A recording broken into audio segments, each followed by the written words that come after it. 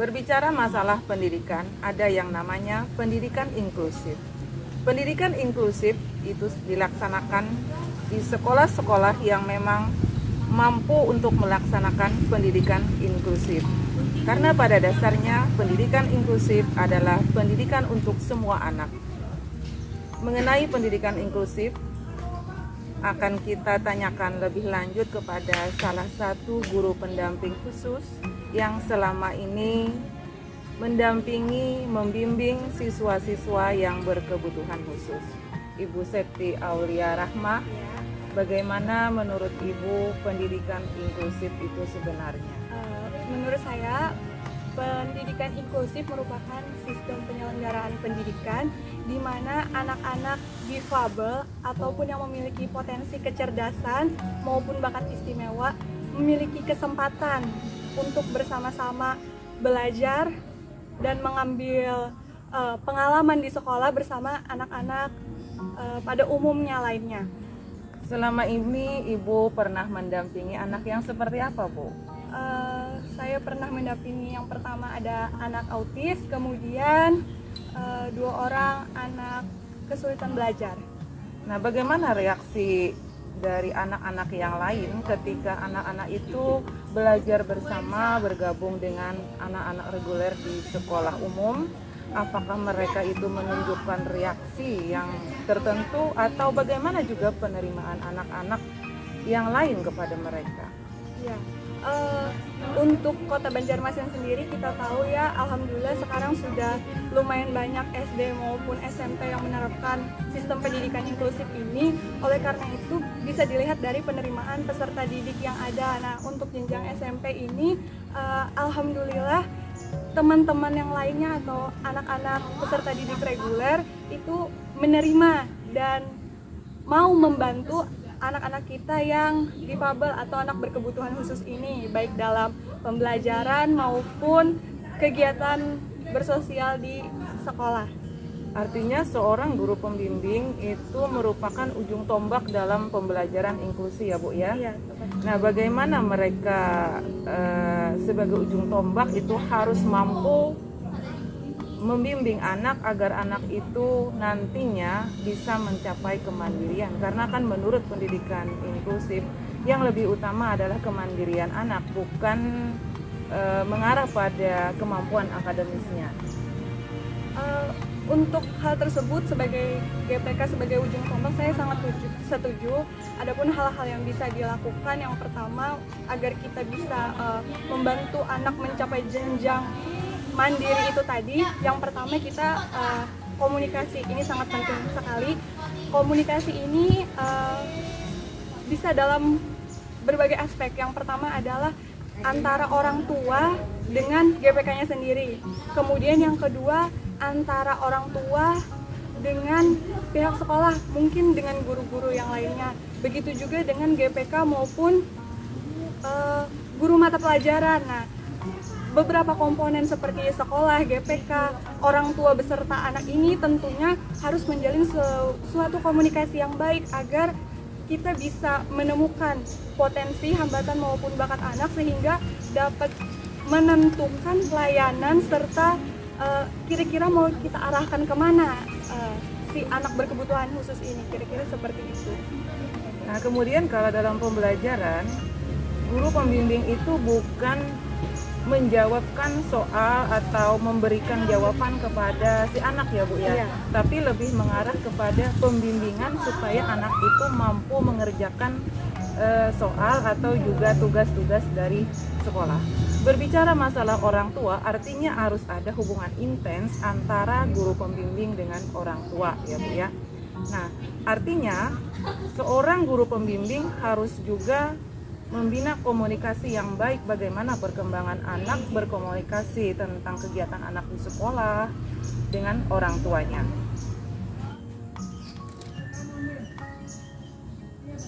Dalam kehidupan, semua orang pasti menginginkan kesempurnaan. Namun tidak ada sepenuhnya kesempurnaan itu menjadi hak dan milik kita. Tidak jarang kita temui ada anak-anak yang tumbuh dan berkembang lahir dengan hambatan. Tapi mereka memiliki hak yang sama untuk mendapatkan pendidikan.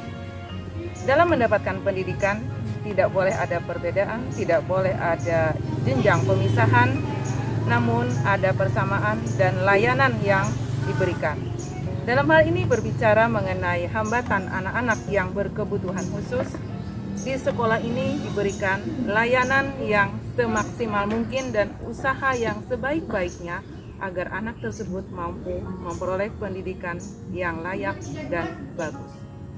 Dalam memperoleh pendidikan, seorang anak yang memiliki hambatan didampingi oleh beberapa guru pembimbing yang berusaha untuk membantu anak dalam pencapaian hasil belajar.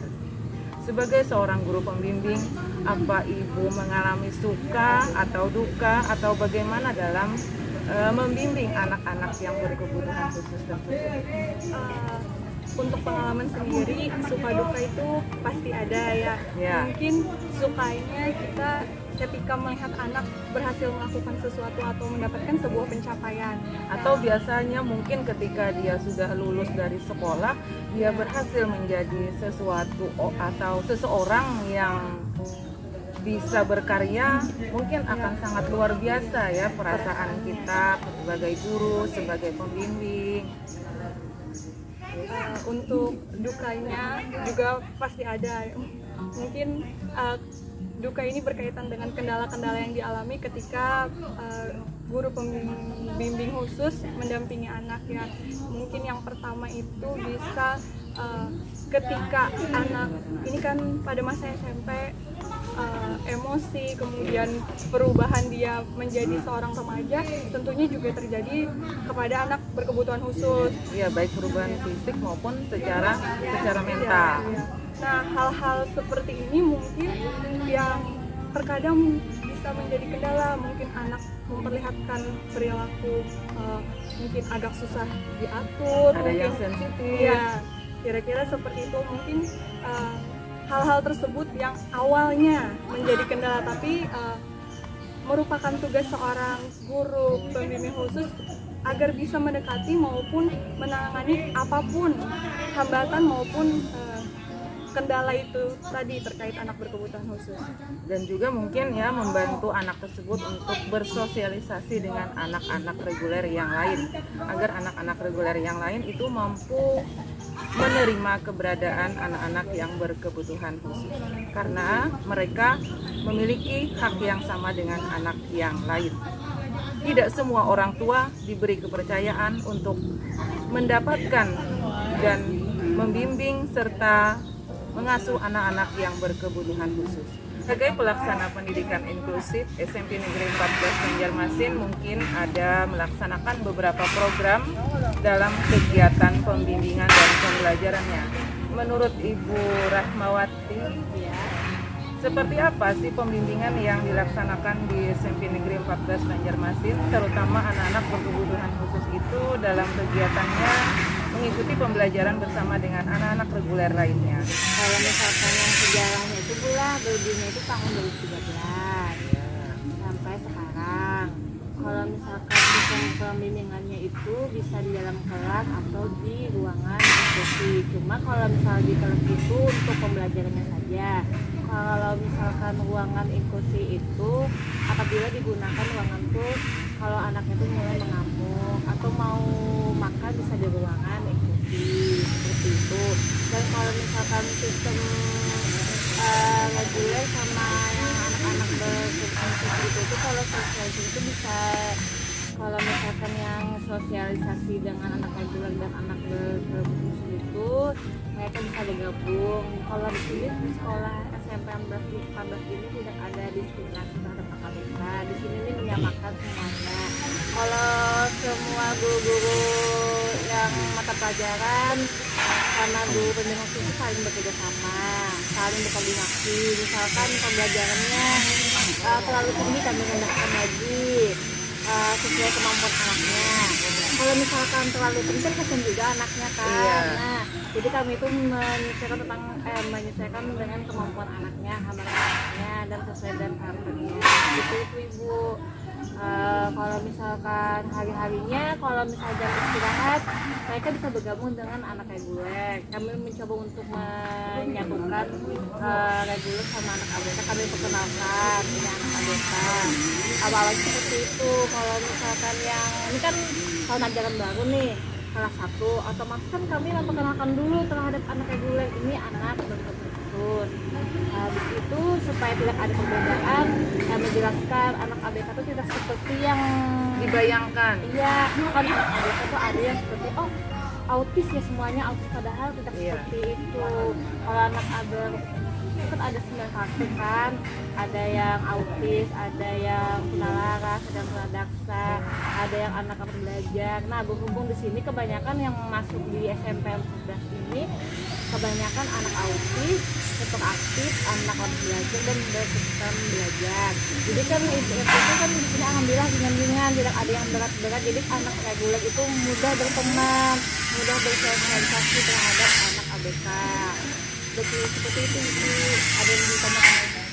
Kalau mungkin untuk anak yang dengan hambatan yang lebih berat itu tidak bisa ya Bu ya?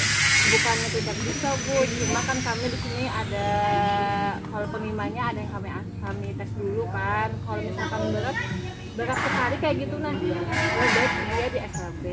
Iya, ada ada layanan lain Jadi yang diberikan. kalau misalkan di sini kan pasien dia juga pembelajaran terlalu tinggi. Kalau misalkan dia nanti malah pembelajaran terlalu tinggi kan kasihan, dia tidak bisa mencerna pembelajaran dari tahun ke tahun sampai 3 tahun. Mereka di sini dia tidak bisa menjawab apalagi menjelaskan.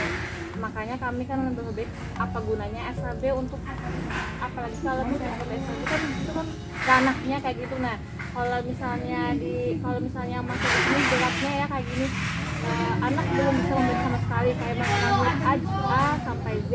Kenapa tidak diarahkan di SLB? Kalau di sini kebanyakan anak yang bisa mampu membaca, menulis, berhitung.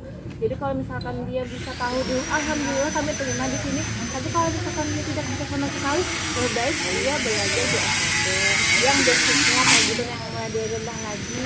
Ya, ada anak yang mampu duduk, ada yang mampu latih. Tinggi pasang juga kan, kayak misalkan ada pembelajaran bahasa Indonesia, anak itu pasti disuruh membuat puisi kayak gitu. Nah puisi itu kan ada berbagai macam bait kayak gitu kan. Nah itu kami ajari dulu satu baris. Kalau misalkan anak tidak bisa sekali mengenal huruf, kayak gimana kalian mengenalkan kata, terus suku kata, ke kalimat, susah kaset kaminya kayak gitu. Nah bu pembimbingnya, nah lebih baik kami arahkan ke SLB. Kalau di sini ya kami terima yang sesuai kemampuannya seperti membaca dan hitung, walaupun biasanya dia sudah bisa mengenal angka, pembagian, perkalian, pengurangan. Nah nanti kan kalau misalnya dia sudah mengenal algoritma kan kami mudah sekali untuk mengenalkan rumus-rumusnya. Untuk mengenalkan rumus itu kan syukur alhamdulillah dia bisa menghafal.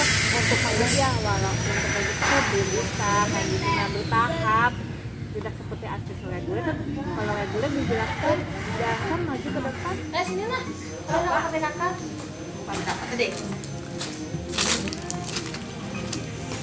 Takutnya kayak masalah pengalaman dia jadi guru pemimpin kayak apa nanti siapa buat dia bener ganti kalau dua kali yang damping ini anaknya hiperaktif keduanya ya, jadi menyesuaikannya. Kalau pembelajaran tuh kalau anaknya nih baik ya awal ya dikonsentrasi belajar. Kalau ada waktu kan bisa di taman kita belajaran. Kalau ini ada yang kayak mengamuk kayak itu asal jangan dipancing gitu. Kamu anak kebaikan lah. Jadi kurang lah tapi ada yang kayak anteng-anteng dia di kelas tuh. Nah di dalam kelas dia bisa aja mengikuti pelajaran tuh, kayak menjawab pertanyaan tuh bisa aja sorangan. Pintar kan berarti, tapi lemahnya di matematika. Wajar ya, udah lemahnya matematika juga. Ya sama aja. Nah, ada yang normal kok. Bahasa Inggris juga. Iya, sama dua.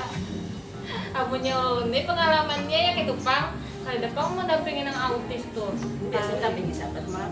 Belum mendampingin yang si Wampa, karena si Lasin. ringan aja karena KPK berat banget.